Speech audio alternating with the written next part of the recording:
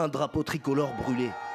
Une scène qui se répète ces dernières semaines dans les rues de Bamako, comme lors de ce nouveau rassemblement dirigé contre la France. La France a d'un seul but, de déstabiliser notre pays, de déstabiliser notre armée. Des accusations sans preuve, mais largement relayées par ces centaines de Bamakois. Même s'ils sont loin du million de manifestants espérés, les organisateurs du rassemblement donnent de la voix. Objectif, faire pression sur leur président Ibeka avant le sommet des pays du G5 Sahel convoqué à Pau par le président français. Ibeka, c'est le président de la République, il est à notre service. Soit il a le choix de se mettre à notre service, soit il a le choix de se mettre au service de la France. Un sentiment anti-français qui grandit parmi ces jeunes militants d'un collectif dit souverainiste, portant des t-shirts au slogan choc contre ce qu'ils appellent la présence néocoloniale française au Mali. Parmi eux, Adama qui milite pour le départ de la force Barkhane de ses bases militaires.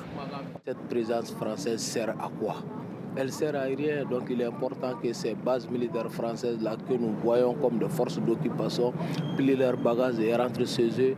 Un rejet français alimenté par la dégradation de la situation sécuritaire des derniers mois et la mort de plus de 150 soldats maliens et de centaines de civils. De quoi nourrir le ressentiment contre les forces françaises et étrangères. Le sentiment anti-français et anti-forces étrangères. Une contestation que scrutent avec attention les experts de la sécurité au Sahel, comme Ibrahim Maïga. Pour ce chercheur, cette colère est dirigée contre la France, mais aussi contre le pouvoir malien.